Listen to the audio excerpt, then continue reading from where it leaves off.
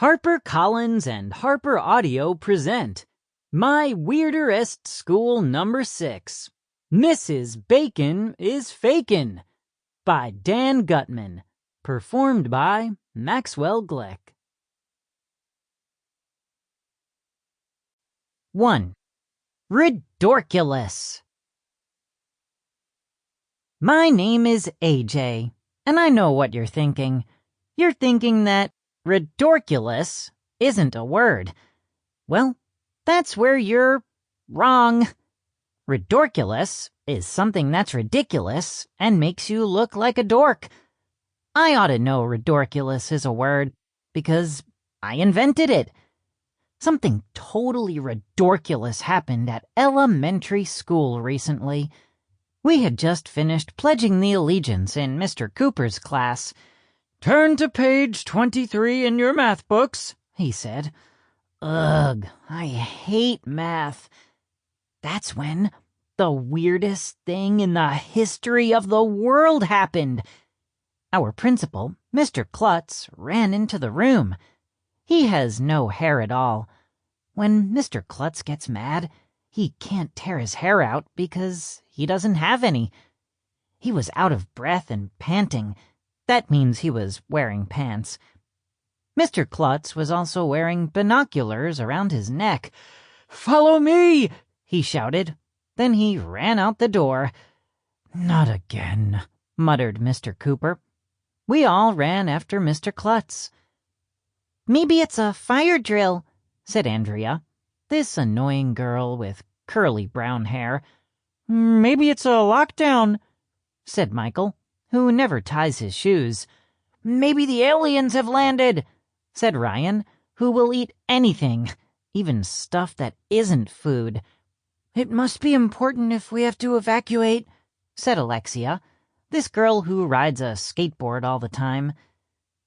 "Evacuate?" I said. "I just went to the bathroom." "Evacuate means to leave, dumbhead," Andrea told me. I was going to say something mean to Andrea, but I couldn't think of anything. I didn't really care why we had to leave the building, as long as we were getting out of math. Mr. Klutz led us to the playground. "Look!" he shouted, pointing at the monkey bars. And you'll never believe what we saw out there. A goose. There were 2 of them, actually. 2 gooses. I mean, geese. For more than one goose, you're supposed to say geese. Nobody knows why. A female goose is called a goose, but a male goose is called a gander, which makes no sense at all. I know stuff like that because I'm in the Gifted and Talented program. So we took a gander at the geese. "They're Canadian geese," said Mr. Klutz, peering through his binoculars. "How do you know?" asked Andrea. "He checked their driver's licenses," I said. Nobody laughed, even though the idea of a goose driving a car was hilarious. "A Canadian goose has a black head and a white mark on its chin," explained Mr. Klutz. "They're adorable," said Emily, Andrea's crybaby friend. "What's that annoying noise?" asked Neil, who we call the nude kid, even though he wears clothes. Neil was right. The geese were making a horrible honking sound. "That's their mating call," said Mr. Klutz. "When geese mate, they stay together for the rest of their lives." "Isn't that romantic?"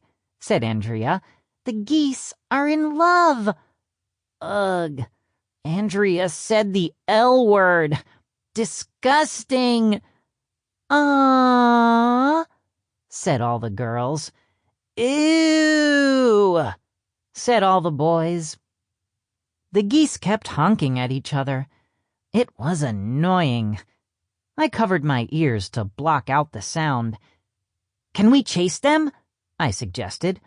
"That's not nice, Arlo," said Andrea, who calls me by my real name because she knows I don't like it. "Animals are our friends. You shouldn't hurt animals just Sample complete.